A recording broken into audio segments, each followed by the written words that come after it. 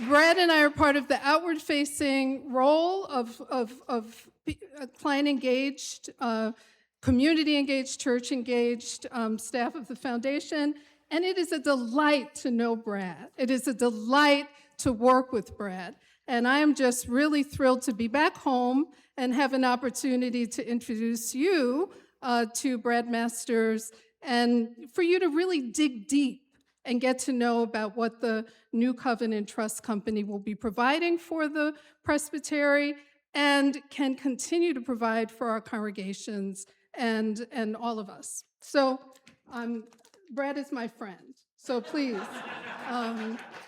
listen to him. Amen. Rose Niles, everybody. How about that? In our work, we're not supposed to have favorites, but Rose is my favorite. I'll just say it is a joy to be on the road with Rose as always, and it's a joy to be here with you. I did encounter a couple of familiar faces on the way in today. We are serving a number of your churches here in the Presbytery, and the introduction was, "What are you doing here?" Right? We talk to endowment committees, finance committees, right? Occasionally we get called to do a session meeting. Very rarely are we called to present to a presbytery meeting. So this is a big deal. Thank you for this opportunity to share more with you about the New Covenant Trust Company. I will add one other thing on a personal level. Anytime we're having investment-related conversations, we would all agree that honesty and transparency are important. Yes? Yes. I'm a middle child preacher's kid. Okay?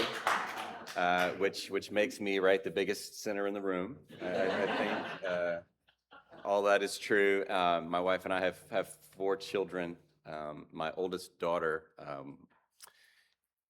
got to sit through many sermons that my dad delivered, whom they call Papa, right? And one day when she was much younger, church, service, then a meal, she said, "Papa, one day I think I want to be a pastor too.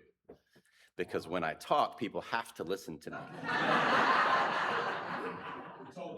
If only. If only. Well, enough about the personal. Again, it's good to be with you.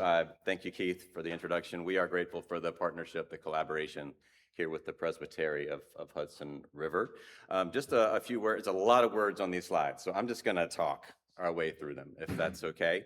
We were established by the Presbyterian Foundation as a subsidiary back in 1998, as Rose mentioned, to offer a deeper and broader array of investment-related services to Presbyterian institutional community, right? So we are a nationally chartered, federally regulated entity, which essentially means that we are held to those highest industry standards, and also along the way, we get to be nice church people, right? You can see here that this is our call, right? To empower churches, individuals, mid-councils, right? By creating and sustaining healthy and vibrant ministries that are unique and specific to you, right? So this is us coming into these conversations saying, what do you have and what do you want to do with them? And how may we then build an investment strategy to help you accomplish what you were looking to accomplish, okay? We take this work very seriously. But hopefully you can tell along the way of doing this very technical, very serious work, we do try to take ourselves a little less seriously, as well, and insert humanity into the process. But overall, the Presbyterian Foundation stewards about $3.1 billion, and of that $3.1 billion, $1.8 billion is connected to the services of the New Covenant Trust Company. A little over $900 million of that we directly manage, and then another $900 million we actively provide services to. So every dollar in our care that has been placed on our platform is in some way, shape, or form connected to supporting mission, ministry, and operations, primarily through the local Presbyterian congregation. We do seek to engage, to listen, and to learn, which I'll talk a little bit more about in just a few minutes. While there is a lot of consistency, there's a lot of uniformity to the client base that we serve, again, churches, there's also a lot that can be unique. And so we do seek to deliver customized investment strategies that are specific, right? We talk about our investment philosophy and our, the work that we do and our team and all the things that you would expect from an investment management provider, but we also seek to deliver those to you in a way that is also mindful of the fact that this is about stewardship and that these assets in our care are about a higher purpose. So unique engagements with each client that we serve. And it's also fun, as Rose mentioned, when we get to run together, what we seek to do is combine the stewardship resources of the Presbyterian Foundation, the planned giving work, the capital campaigns, the really amazing generosity work that the foundation offers. When you couple that with investment management work, tends to go relatively well, I think, overall. So that's what we seek to do, is to bring a wide range, a deeper list, a longer list of services and resources into the life of the church and to the presbytery. These are our core values. The leadership team of the Trust Company, our president is Angela Duffy. Our compliance director is Ashley Smalley-Ray. Director of Trust Services is Kim Pryor. Director of Investments is James Carey, who some of you have heard from in our conversations, and myself. We came up with these lists of values. We tagged each one of them to a scripture, and we do hold ourselves to these standards internally with one another as colleagues, as well as when we are out in the life of the church. Focusing on Presbyterian institutions really represents, it's 90 to 95% of what we do. And by institution, we mean local congregation. We do also now serve over a third, well on the way to a half of mid-councils. So presbyteries and synods throughout the country, needs are changing, dynamics are changing out in the life of the church. And so we are there, we are able to serve in a number of different ways. One of which is to continually bring educational workshops, content, gatherings. Something that we're trying to do is call together half-day type learning opportunities where we can bring in various subject matter experts, talk about property, talk about risk, talk about investment policy, sustainable spending, all these different aspects. Bring your church treasurers in, let us help with that education and that consultation. I'll talk a little bit more about the fee thing here in just a second, if that's okay. But this is the process that we go through with each committee, right? With each session, with each client that we serve. We've got to stop. We've got to listen. We've got to learn. We've got to understand what the role of the assets that you have. What is their role in the life of the church? What is their purpose? Where do they come from? Any restrictions? Any designations? All that sort of good fun. From there, we want to be really clear in the form of creating an investment policy statement. That's an important document that we think every institution should have, and not everyone does. So that is an easy, actually just sort of a freebie if you want. Whether your church has one or not, we are happy to provide samples and templates to give those to you, so that as we're dealing with a rotating group of people, right? This is our polity, rotating group of people talking about money that isn't yours, that automatically creates certain dynamics that require really, really tight governance and good documentation. So having an investment policy, we feel, is really important. Once we know the goals and objectives, we've got everything clear, it's our job to make an appropriate and a prudent recommendation to you, then to build that portfolio, to manage that portfolio, and then to very regularly check in with you, to give updates, talk about the world, talk about things that are happening across global capital markets, international economies and such, and then also ask for an update. What's new here? What's going on in the life of the church? Anything awesome, anything challenging? What do we need to know about you that might affect the scope of services that we are providing? We've got a team of about 21 people, very faithful, devoted, diverse, a really sharp group of people in the Trust Company. I think the foundation in total right now is somewhere closer to 90 or 95. So of that, 21 of us are in the Trust Company. We've got all of the normal industry standard designations, right? The alphabet soup we all talk about. Backgrounds, educational experiences, all the things that you would expect from any secular firm that would provide similar services, we have in the New Covenant Trust Company. It says living, sort of breathing, active, ongoing relationship, right? We want to, look where you live. We're happy to come here, right? This is unbelievable. As long as every day is like today, but we do seek we have to spend time together. That is the nature of this engagement, right? We have to spend time together. So we're glad to do that, provide regular reports, things like daily liquidity, all the things that are kind of industry standard, but we also know that we have to deliver things to you in a way, again, that is mindful of serving in the church. All right, here's some numbers. Here's the numbers. 5-6 years ago, we huddled with some foundation colleagues and said, okay, great. We'd like to accomplish two things. Number one, we're a financial services firm. We'd like to continue to grow. We want to serve more. We want to serve more throughout the life of the PCUSA. That's no surprise. But along the way of doing that, how might we then also keep downward pressure on fees and expenses for those that we are serving? Any lower fees? Anybody? Anybody? Okay. All right. Everybody's in grinder mode and we're no different, right? We have to be very careful and pay close attention to how much things cost. And so we have come up with this structure through which, in the case when a presbytery, Hudson River, chooses to place assets with New Covenant Trust Company in a very, again, a committed collaborative sort of way. What we are then extending to local congregations is about a 20% reduction to our investment management fee. Okay, so there's kind of the numbers. I'm glad to have individual conversations about how that works and how that might look. But in our view, that's a really neat and very tangible way that us as your church agency, right? Your presbytery is your mid-council. How do we make your life better?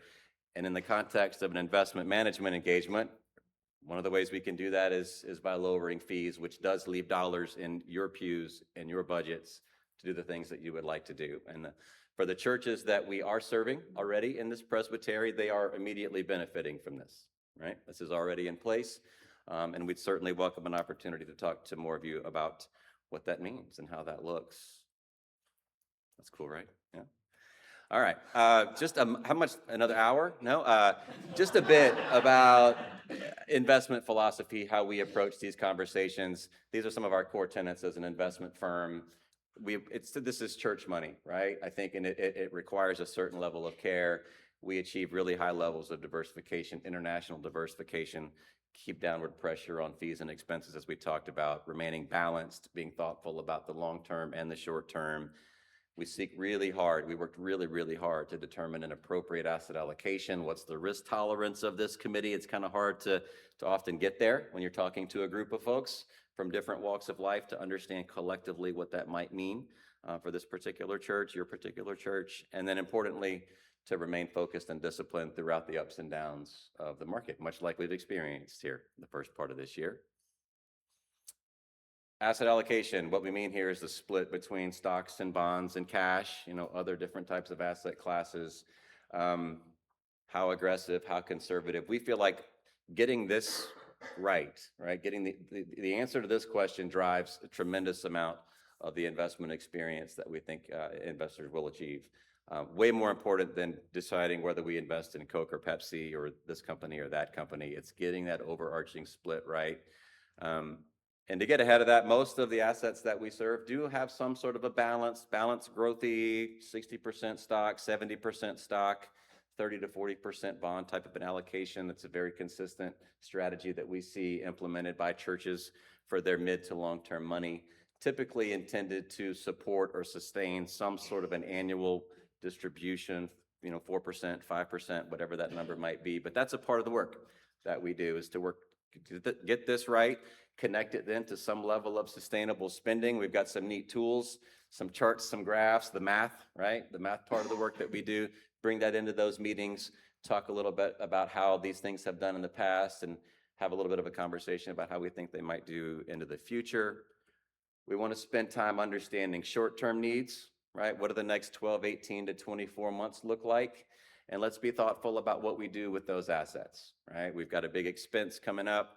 We've got some uncertainty. Okay, let's do our best to quantify what that is, maybe pull it out of the portfolio, put it in something that is going to earn some interest but not be subject to the volatility of the stock market, our 1 to 3 year money.